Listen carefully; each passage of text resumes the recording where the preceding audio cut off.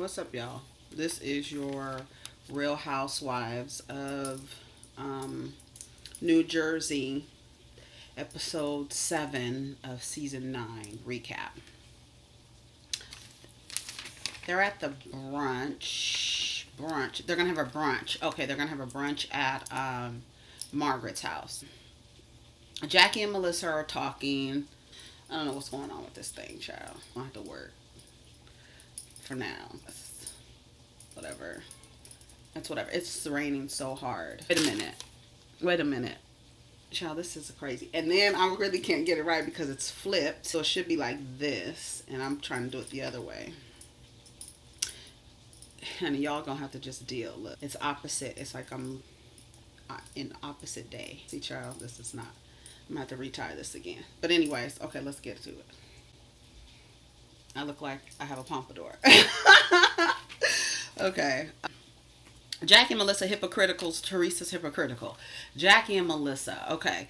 Dolores is annoyed with Melissa. She said she riled up her husband, and they all are showing up to Margaret's house, and Margaret of course has on her pajamas, and they're all getting ready.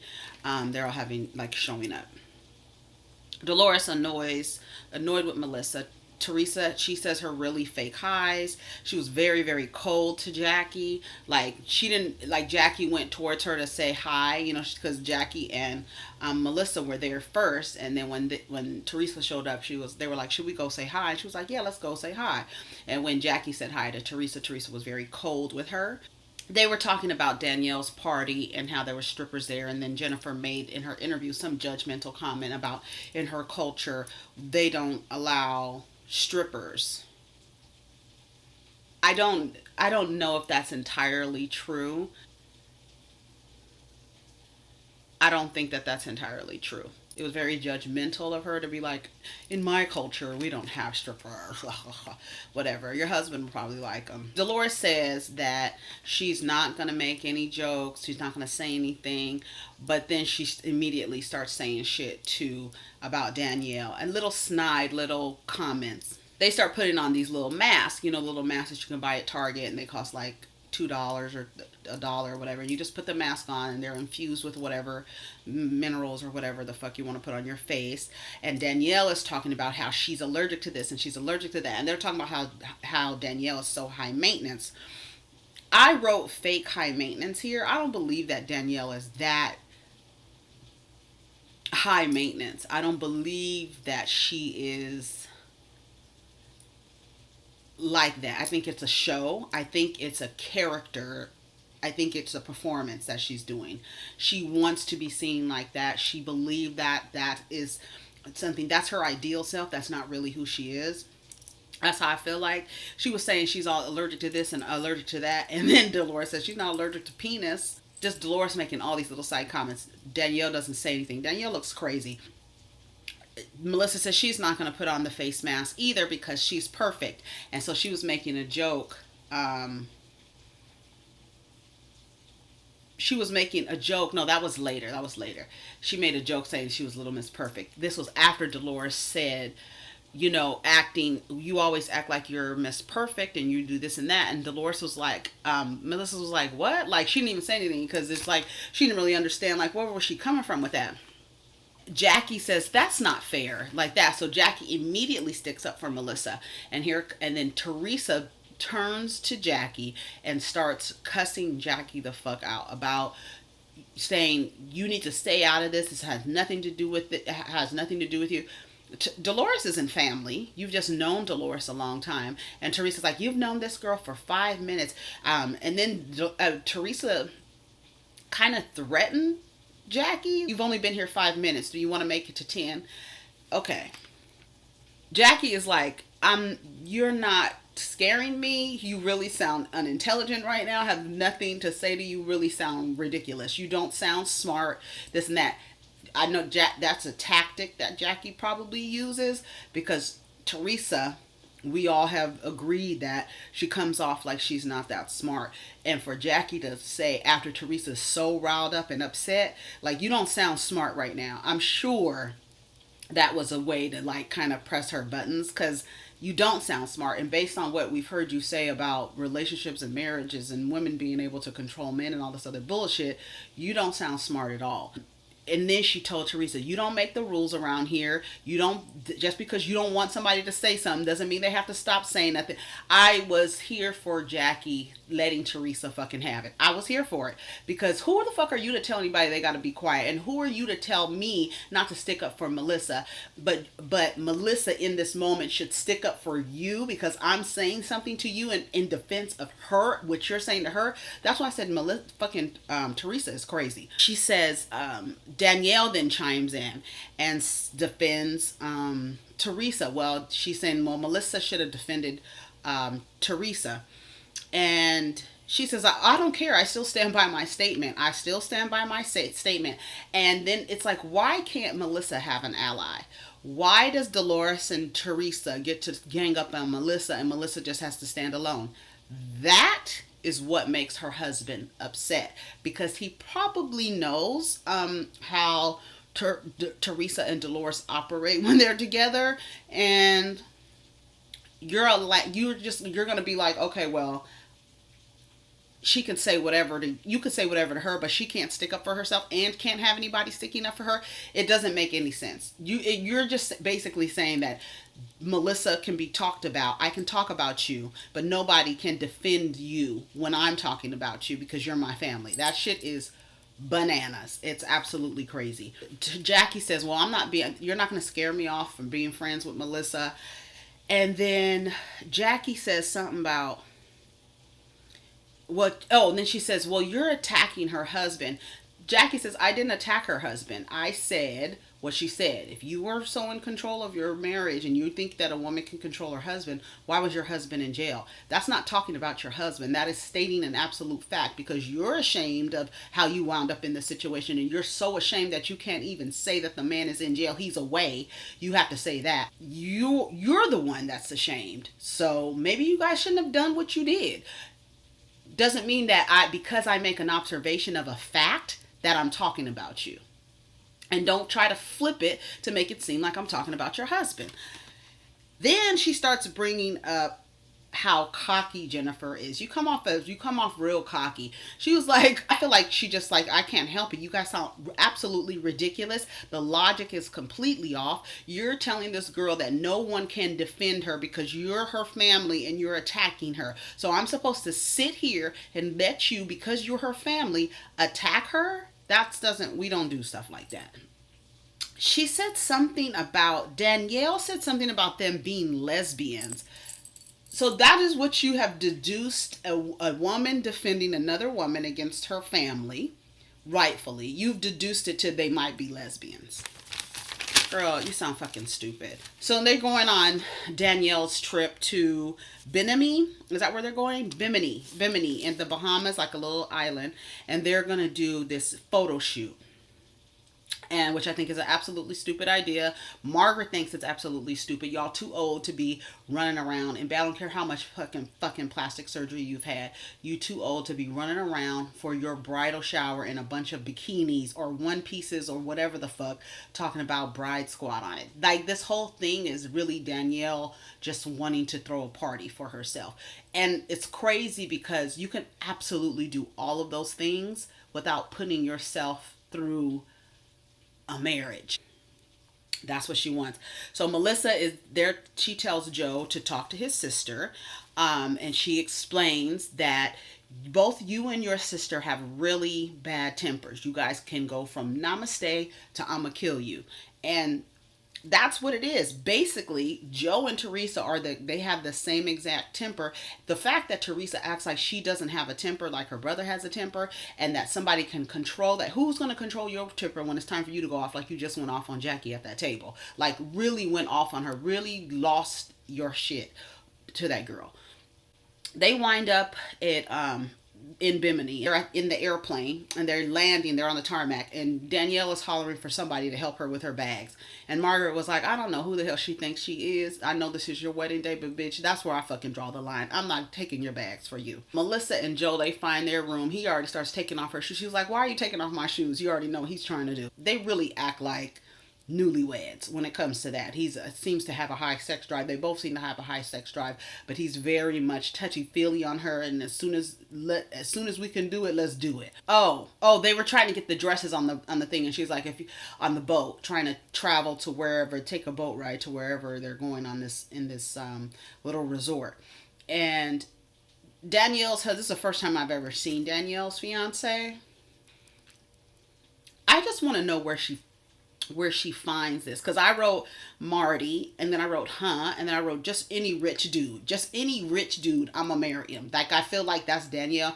But my thing is, how does she find these men, or how do they find her? Is she on some kind of website or something? Because I feel like a woman like her, how in the hell is she getting proposed to so many times if not her dating pool is of that type of person? Like, you mean to tell me that every man you pick is ready to get married, and you're the person he wants to marry, and they just look like these regular dudes, they just have a lot of money? I believe that she belongs to some kind of club or something. I don't care. Like, there's no way. Like, she's crazy. Like, that lady is absolutely out of her mind. But how many times? 19 times you've been proposed to? When they say in these different cities the women outnumber the men, how do you have all of these men proposing to you? It's just, I think she belongs to a club. That's the only thing that I could rationalize as to. I looked at him and I was like, what? And then I'm like, he's just like, it looks like a regular dude. He just has a shitload of money. Why Danielle? And why? We're going to get to that. Dolores is still in New Jersey. So she goes to the shelter where she volunteers, a women's shelter for women who are in transition, whether they've been in abusive relationships, whether they've lost everything for, bad business decisions or whatever. There's just this shelter for women, and she's going there to give them motivation, to let them know they're not alone. I don't feel like asking about, she said, don't feel like asking about me. Oh, don't feel any kind of way asking me for anything. She's basically, that's why I always when I tell y'all, like, when you give charity, like when you give tithes, do you give it to your church? Do you give it to, or just why are you giving it to your church when you know how these churches act? Why aren't you directing it to where you know that money is being used for something good? Like, this is her charity.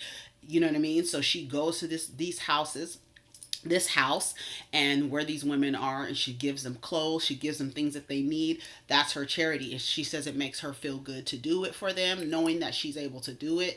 I always wonder, like, when you giving your money to this church, do you see what your church is doing with? I mean, I'm not discouraging anybody, because if that's your belief, but I always feel like if you want to see it, you want to see what you have been blessed to give, you want to see it actually realized.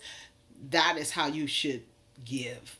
I mean, I'm not telling anybody how to give. That's just a suggestion. But I thought it was wonderful. I looked at Dolores differently just based on this scene here, because for somebody who has a lot, that she says she makes her feel good knowing that she's able, or she's in a position to help these women. I thought that was a wonderful scene. Danielle, she's talking shit, putting on a show for her husband. I feel like she's putting on a show and trying to make him believe that she is somehow the leader of this group, because there's no telling what she's told this man.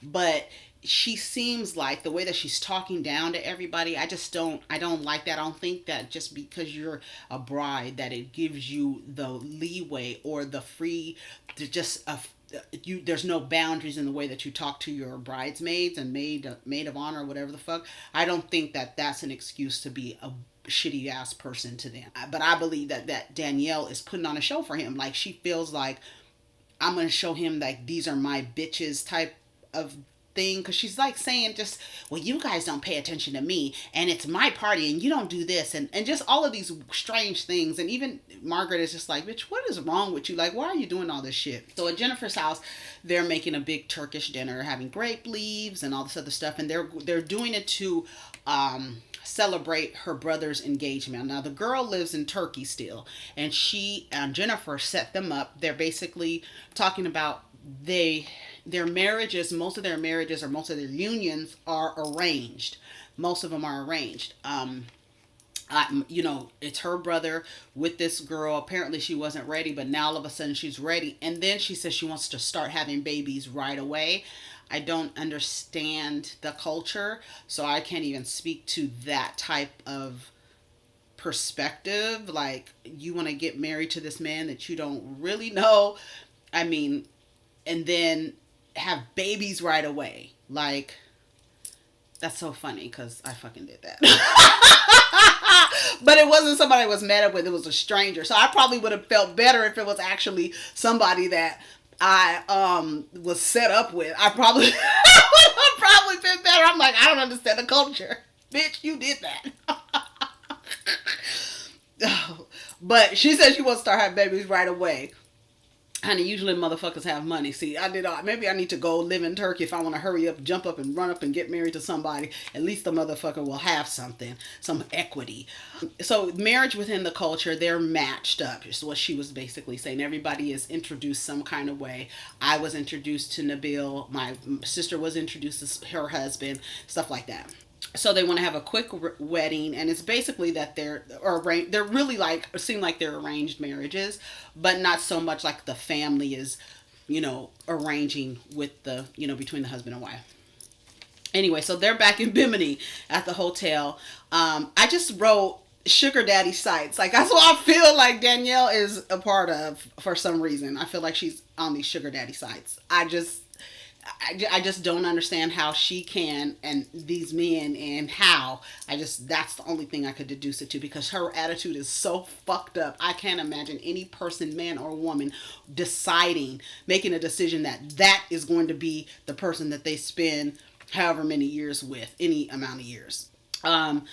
Teresa's she's alone. They're showing everybody in their rooms with each other, and she's alone, and she ends up calling the kids. And it was weird because one of the children makes a suggestion that Joe should be Teresa's date to when they go to dinner.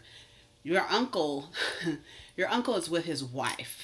Now, I didn't understand the suggestion, but I felt like Joe should have checked on Teresa.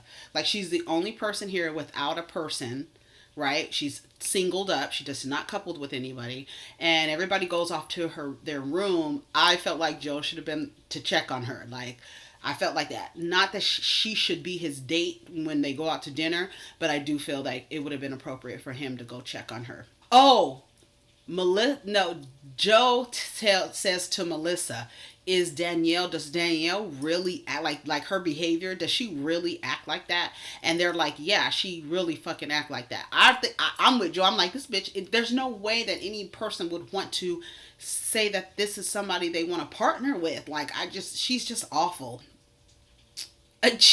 Margaret said she's been a crazy bride 3 times. So she has been married 3 times. So they end up going to dinner.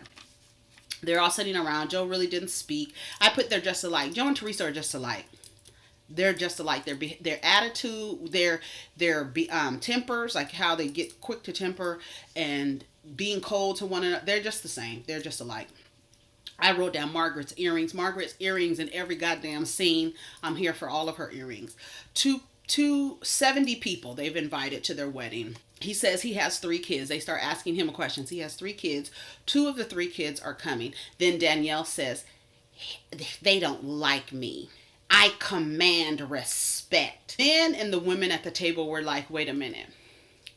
Your children do not like... It's really funny. Your children do not like the woman that you're about to marry. And we could see how this woman behaves, and they probably don't like her because she's quote unquote commanding respect instead of actually embracing his family. And usually kids know. I've always said that, like, if your kid does not like the person that something is wrong. And it's not just the kid is jealous or the kid feels left out. It's not always that. When the child does not like somebody's partner, you really should step out of the situation and look into it. They start arguing. Danielle and what's his name? Marty. They start arguing and he yells to her, I chose you. I chose you. Basically, he chose her over over his children. It was so triggering for me because that has been my experience where the the parent chooses, it's been my experience several times, the parent chooses the partner over the children, and then it turns out that the partner is abusive towards the children. The parent doesn't do much about it because they it's really selfish, and it's really sad because he clearly has chosen her over his, he has three children, and one is protesting by not coming to the wedding, and they all don't like her, and they're saying that they don't like her for whatever reason. We haven't got to it, but even Joe was like, wait a minute, if I bring another person around and my kids do not like that person, we're not getting married. We're not getting married. It's not, if my kids don't like the person, I'm not marrying that person. Lord, if there was so many other parents that thought that way, they would be like, if you have ever had an experience or knew somebody who had an experience where the child did not like the parent's new partner, and then it turns out that the child was right, I'm sure we all have been able to witness that at some point. Teresa and Melissa and Joe, they go off and they start talking because they start getting into it at the table, and they start talking and yelling and stuff like that. And then Joe says, cut it out, just cut it out, just stop it. And then they walk over, and Melissa is telling Teresa, I'll always have your back. You act like I don't have your back, but I do have your back. If Jackie said something against you, I would have totally stopped her. I would have checked her right then and there. I believe that she would, but she didn't say anything against her. She was actually sticking up for Melissa. And you just don't like that I'm sticking up for Melissa. Does not mean that I'm attacking you. Doesn't mean I'm attacking your husband. I'm just defending this girl where nobody else is defending her. Teresa starts talking about, I've been 2 years without my husband. He says, well, you guys have to stop arguing. You guys got to stop this and that. The way that whole situation with Joe and Teresa and Melissa were sitting there,